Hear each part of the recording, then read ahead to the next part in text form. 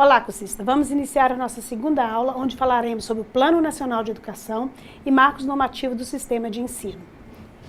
Vamos primeiro entender o que é um PNE, Plano Nacional de Educação. É uma lei ordinária prevista na Constituição Federal que estabelece diretrizes, metas e estratégias para a concretização no campo da educação. E foi uma grande conquista dos profissionais da educação, pais e alunos. O PNE está subordinado a uma legislação, que é a LDB. Para compreendermos o Plano Nacional de Educação, vamos fazer uma analogia a uma construção de uma casa. Primeiramente, devemos fazer um diagnóstico para saber o tamanho, a necessidade dos moradores e também a região da construção.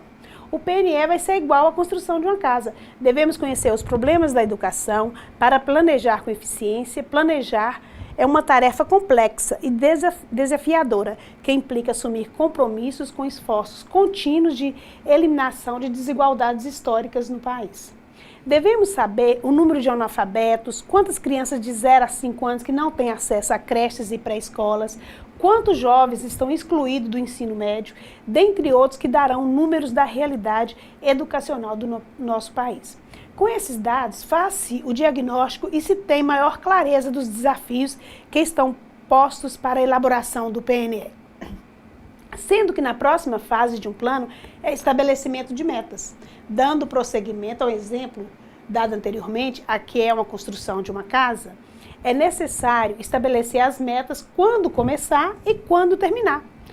No processo de elaboração de um PNE, a definição de metas é também primordial. São metas que demonstram o ritmo pretendido no atendimento das demandas educacionais, uma vez que as autoridades governamentais estabelecem prazos para sanar os problemas diagnosticados. A estrutura do Plano Nacional de Educação, diagnóstico, análise crítica de um fato e sua respectiva conclusão, diretrizes, norma diretiva, objetivos e metas, fim marcado para ser atingido. Nesse slide, resumimos como é estruturado o PNE, fazendo análise dos problemas existentes e quais soluções possíveis, quais as leis que amparam, definindo os nossos objetivos e também estabelecendo as datas pretendidas para alcançá-los. No Plano Nacional de Educação, as metas a serem atingidas devem caminhar conjuntamente com os objetivos. Portanto, o PNE deve ter essa capacidade de articular simultaneamente a oferta e o desenvolvimento dos diversos níveis, etapas e modalidades da educação. As diretrizes e metas do Plano Educacional de Educação têm relação direta com o que se pretende para o crescimento do país com seu projeto político. Com isso, deve-se investir para que tenhamos uma educação capaz de formar cidadãos e profissionais com capacitação. Assim, um PNE não pode limitar-se somente a repassar recursos, mas deve estar subordinado a uma estratégia de desenvolvimento nacional que leve em consideração a conquista de uma maior soberania do país e a resolução de seus problemas sociais, estendendo-se ao conjunto da população o direito de educar-se. Com essa afirmação do autor, fica-se claro que somente os recursos destinados à educação não são suficientes para alcançar os objetivos, mas é necessário também criar estratégias para solucionar os problemas sociais e dando condições para que todos tenham direito à educação. Vamos resumir o que é um Plano Nacional de Educação. É um documento com diretrizes para políticas públicas de educação que coordena as diretrizes da educação brasileira para os próximos 10 anos. Devemos fazer um breve histórico do Plano Nacional de Educação para compreender toda a sua trajetória de luta da sociedade para conseguir fazer valer os direitos e necessidades dos cidadãos em relação à educação. Historicamente, foi com o chamado Movimento Renovador, nos anos 1920 e 1930, que concebeu pela primeira vez no Brasil a ideia de um Plano Nacional de Educação. O Manifesto dos Pioneiros da Educação Nova, em 1932, assinado por um seleto grupo de educadores, foi o documento que sintetizou as ideias desse movimento e estabeleceu a necessidade de um plano nesses moldes. Nos textos legais, foi na Constituição Federal de 1934, no artigo 150, que apareceu a primeira referência ao PNE, mas sem estar acompanhado de levantamento ou estudo sobre as necessidades educacionais do país. Nosso primeiro Plano Nacional de Educação foi elaborado pelo Conselho Federal de Educação somente em 1962, como cumprimento do estabelecimento da Lei de Diretrizes e Bases de 61. Na primeira parte do referido plano, o documento procurou traçar as metas para um Plano Nacional de Educação.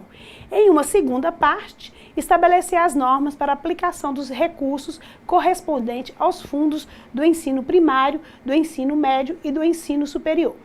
O segundo Plano Nacional de Educação foi elaborado em conformidade com a Constituição Federal de 1988, que determina no artigo 214 que deverá ser estabelecido o Plano Nacional de Educação com duração plurianual, visando a articulação e ao desenvolvimento do ensino em diversos níveis e a integração da ação do poder público. Em 1993, o governo de Itamar é lançado o Plano Decenal de Educação para Todos. Segundo o plano, os compromissos que o governo brasileiro assume de garantir a satisfação das necessidades básicas de educação de seu povo, expresso-se no Plano Decenal de Educação para Todos. Como já referido anteriormente, em janeiro de 2001, foi sancionado o Plano Nacional de Educação, PNE, a Lei número 10.172 de 2001, que além de apresentar um diagnóstico da realidade educacional brasileira, das diretrizes e metas a serem executadas durante 10 anos, traz também a obrigatoriedade dos estados, Distrito Federal, municípios elaborarem seus respectivos planos decenais. A promulgação do PNE representou o fecho de um ciclo de profundas mudanças que caracteriza-se a nova política educacional para o país. Essas mudanças, iniciadas na década de 1980, aprofundaram-se no período compreendido entre 1995 e 2000. A Lei 10.172, de 9 de janeiro de 2001, no seu artigo 1º, fica aprovado o Plano Nacional de Educação constante do documento anexo com duração de 10 anos. No artigo 2º, a partir da vigência desta lei, os estados, o distrito e os municípios deverão, com base no Plano Nacional de Educação, elaborar planos decenais correspondentes. No artigo 3º, a União, em articulação com os estados, o Distrito Federal, os municípios e a sociedade civil, procederá à avaliação periódica da implementação do Plano Nacional de Educação. Esta é a lei que aprovou o PNE, tornando todos responsáveis pela elaboração desse plano com aprovação do governo para a liberação de verbas. O processo de elaboração do PNE de 2001 a 2010 pautou-se pelo confronto de duas propostas, uma do Ministério da Educação e a outra da sociedade civil por meio do Congresso Nacional de Educação. Segundo Saviani, o centralismo é uma das marcas da proposta do PNE. Para ele, era uma continuidade da política do MEC, uma compreensão de gastos públicos e transferência de responsabilidades para os estados e municípios, sem nenhum avanço para a educação. Houve uma grande pressão social dos estudantes e profissionais da educação que resultou em alguns avanços do PNE, aprovado dentre o índice de 7 do PIB a ser gasto com educação, passando a ser 10 até o final dos 10 anos do plano. Esse pequeno avanço foi vetado pelo então presidente Fernando Henrique Cardoso, devido às políticas econômicas e redução dos gastos sociais. Ao final da vigência do PNE, em 2001, percebeu-se que algumas metas não foram atingidas, como, por exemplo, os 50% de atendimento para a educação infantil não chegou a 17%, sendo reeditado para a próxima PNE. As metas de expansão da educação superior e a EJA e as metas da qualidade da escola pública ficaram bem abaixo do esperado. Outra contribuição para o fracasso da PNE foi a falta de compromisso da maioria dos estados e municípios que deixaram de elaborar seus planos decenais. A União, não assumindo a política do PNE, decretou o seguinte Plano de Desenvolvimento da Educação, o PDE, que é uma política do governo. São diversos os fatores que proporcionaram resultados negativos. A PNE, através desse fracasso, embasou-se o atual plano. O novo PNE começou a ser debatido pela CONAI em 1909, nas esferas municipais e estaduais. Em 1910, debatido nacionalmente, verificou-se um ambiente de diálogo entre governo e sociedade, resultando na apresentação da tramitação de uma única proposta da PNE no Conselho Nacional. Mas o projeto de lei de iniciativa do governo só foi enviado para o Congresso Nacional no final de 2010. E a sua implantação foi em 2011 considerada inviável. Aqui descrevo o artigo 2º e as suas diretrizes. São diretrizes do parágrafo 1º, são diretrizes do PNE 2011 a 2020. 1.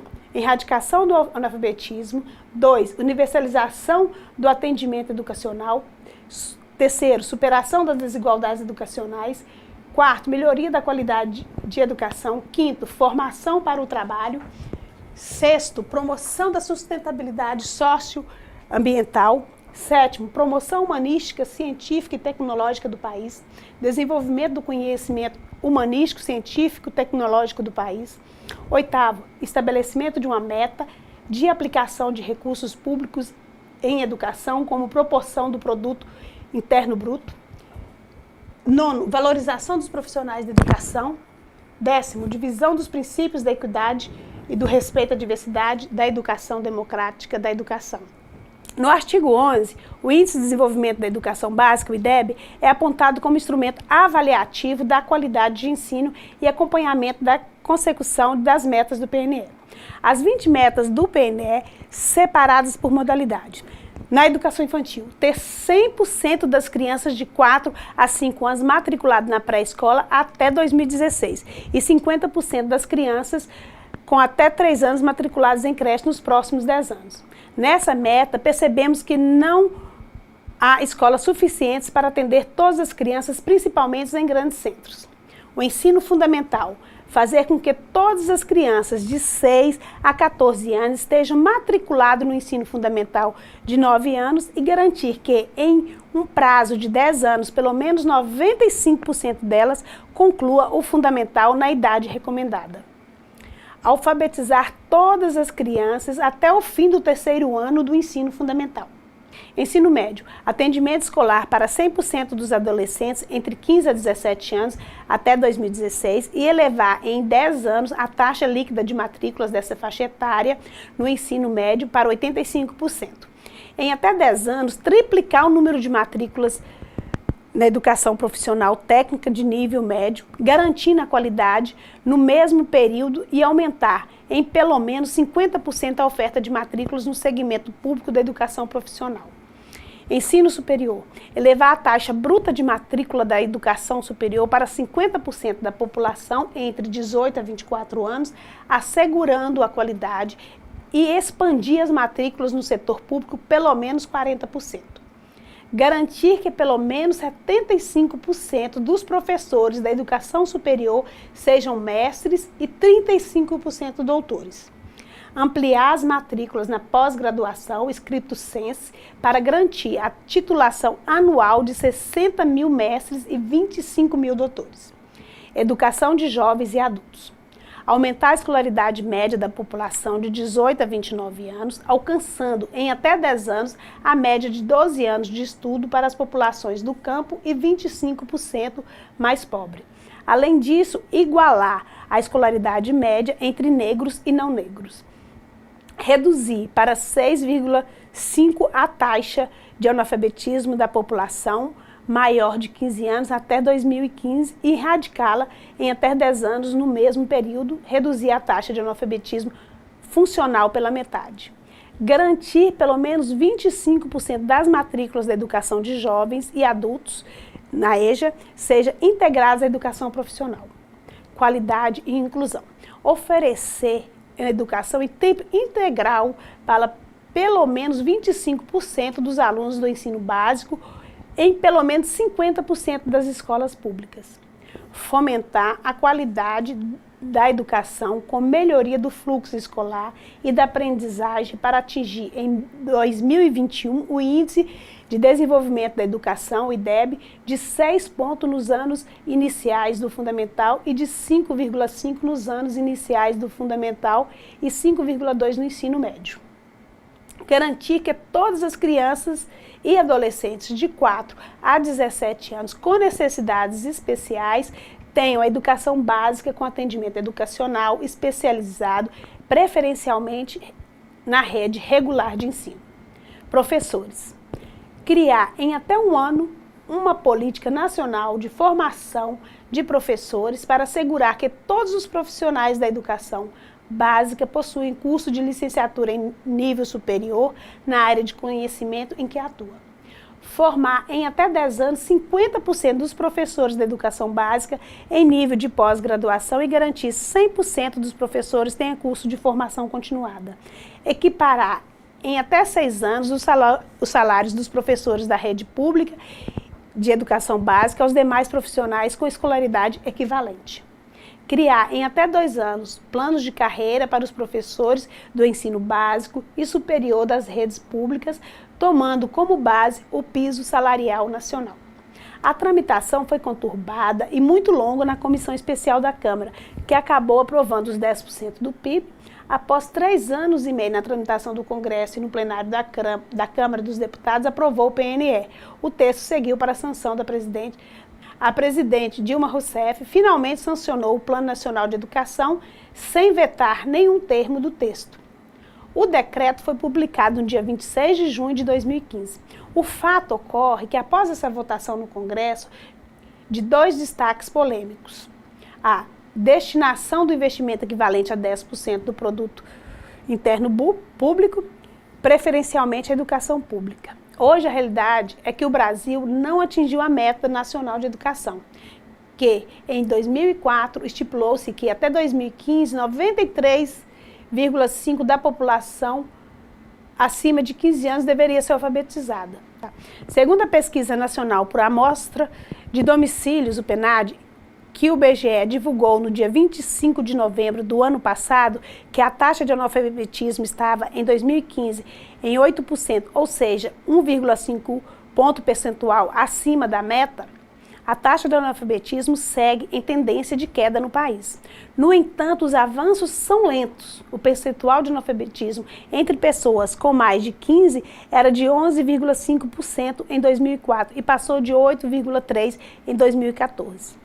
A pior taxa de analfabetismo está no Nordeste, com 16,2% da população, a mais baixa verificada no Sudeste, 4,3%. Em todo o país, a redução dos índices esbarra na dificuldade de alfabetizar adultos acima de 40 anos, especialmente os idosos.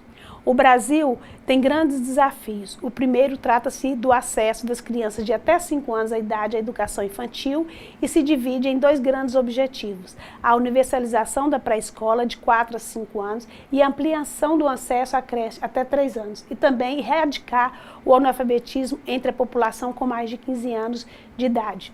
Esses e outros dados estão no relatório do primeiro ciclo de monitoramento das metas do Plano Nacional de Educação, biênio 2014-2016, divulgado pelo Instituto Nacional de Estudos e Pesquisas Educacionais Anísio Teixeira, o INEP. O documento traz um cenário preocupante. Das 20 metas previstas, nenhuma foi cumprida integralmente. Agora passaremos a estudar a 4ª e última unidade, marcos normativos do sistema de ensino. Falaremos das normas dos conselhos de educação, que são traduzidos por pareceres e resoluções, que estão presentes no dia a dia das escolas e foram se centrando em preceitos pedagógicos e curriculares. Historicamente falando, os antecedentes do Conselho Nacional de Educação, criado em 1931, que são os Conselhos Superior de Ensino, criado em 1911, e o Conselho Nacional de Ensino em 1925, o Conselho Nacional de Educação é um órgão colegiado integrado à estrutura do Ministério da Educação do Brasil, que atua na formulação e avaliação da Política Nacional de Educação. O atual Conselho Nacional de Educação, o CNE, órgão colegial integrante do Ministério da Educação, foi instituído pela Lei 9.131, do dia 25 de 11 de 95. Com a finalidade de colaborar na formulação da Política Nacional de Educação e exercer atribuições normativas, deliberativas e de assessoramento ao Ministério da Educação. Compete ao Conselho e às câmaras exercer as atribuições conferidas pela Lei 9.131 de 95, emitindo pareceres e decidindo privativa e autonomamente sobre os assuntos que lhes são pertinentes, cabendo, no caso de decisões das câmaras, recursos ao Conselho Pleno. O Conselho Nacional de Educação é considerado um órgão normativo e de coordenação superior do Sistema Nacional de Educação, dispondo de autonomia administrativa e financeira para se articular com o Poder Legislativo e Executivo, com a comunidade educacional e a sociedade civil organizada. O órgão coordena a política nacional de educação, articulando com as políticas públicas de outras áreas. Também cabe ao CNE garantir a execução das diretrizes, prioridades e metas do Plano Nacional de Educação, interpretar a legislação de diretrizes e bases da educação nacional, opinar sobre as alterações de iniciativa do Poder Executivo e estabelecer normas para o sistema de ensino, articulando-os com os órgãos normativos do sistema de educação e com as comissões de educação do Congresso Nacional. Deve-se ainda estimular a integração entre as redes de educação federal, estaduais e municipais, públicas e privadas. Cabe a todos os conselhos de educação emitir parecer e resoluções que normatizam a lei educacional, guiar os procedimentos administrativos das unidades escolares. O parecer deve ser sustentado em bases confiáveis e tem por objetivo esclarecer, interpretar e explicar questões apresentadas pelos usuários do sistema educacional. Essas bases das decisões apresentadas nos pareceres são de vias de regras, artigos científicos e a própria legislação. Para que você, profissional da secretaria, mantenha bem informado, é sempre bom estar pesquisando nos sites do CNE e outros conselhos de educação disponíveis na internet, sobre as normas que sempre darão respostas daquilo que você necessita. O Conselho Nacional de Educação tem emitido pareceres que podem classificar assim: 1. Diretrizes curriculares sobre as etapas e modalidades da educação básica sobre o curso da educação superior. 2. Diretrizes nacionais sobre os temas de política educacional interpretada a LDB ou respondendo à consulta que lhes são submetidas por órgãos educacionais ou por pessoas físicas ou jurídicas. 3. Pareceres sobre consultas pontuais a respeito de temas e situações na educação. As diretrizes curriculares nacionais são um conjunto de definições doutrinárias sobre os princípios e fundamentos e procedimentos da educação básica, que orienta as escolas na organização, articulação, desenvolvimento e avaliação das suas propostas pedagógicas. As DCNs têm origem na Lei de Diretrizes e Bases de 96, que assinala ser incumbência da União estabelecer, em colaboração com os estados, Distrito Federal e os municípios, competências para as diretrizes para a educação infantil, o ensino fundamental e o ensino médio, que nortearão os currículos e esses conteúdos mínimos de modo a assegurar a formação básica comum. Atualmente, existem diretrizes gerais para a educação básica, cada etapa e modalidade dela: educação infantil, educação fundamental e ensino médio. Também apresentam diretrizes curriculares próprias. Há matérias que o técnico de secretaria escolar deve conhecer sob forma de parecer ou resolução. E é muito importante pesquisar para conhecê-los, que sempre estão em constante mudanças e adaptações. No caderno didático estão relacionadas as diretrizes curriculares de educação de várias modalidades, que estão as resoluções principais para o nosso conhecimento. Cada sistema estadual e municipal pode e deve emitir parecer e resoluções sobre a matéria curricular e tem autonomia pedagógica para tomar decisões curriculares. Parecer são documentos resultantes de análise técnica sobre a eficácia de assuntos de interesses. E ele deve ser amparado em bases confiáveis e tem por objetivo esclarecer, interpretar e explicar questões. O parecer emitido pelo secretário será sempre de natureza técnico-administrativa, com temas inerentes ao trabalho escolar de todas as naturezas. Os pareceres emitidos podem tanto ser simples como composto, desde que respeite as regras de elaboração conforme relacionadas no caderno didático. Outra forma são os documentos presentes na escola, que são a resolução, a portaria, documentos de natureza regulamentar. A resolução é a expressão de decisão do conselho escolar e a portaria da direção ou de outra chefia a ser cumprida por todos no setor, por um setor determinado. É aconselhável que os procedimentos e decisões de qualquer setor, seja pedagógico ou administrativo, independentemente que seja interno ou externo, que sejam todos documentados, protocolados e arquivados para resguardar o seu trabalho de quaisquer constrangimento ou problemas futuros. Estamos chegando ao final da nossa disciplina, espero que tenha contribuído para seu conhecimento. Nossa disciplina é teórica, com embasamento para a legislação, para a nossa Constituição e principalmente a Lei de Diretrizes e Bases da Educação Nacional. Mas como falei no início, não há necessidade de decorar todas as leis, e sim ter o conhecimento que elas existem e onde encontrá-las para dar o suporte em que necessitamos em nossa atuação como secretaria. E peço a todos que vá sempre no café virtual, onde postarei links para melhor entendimento da nossa matéria.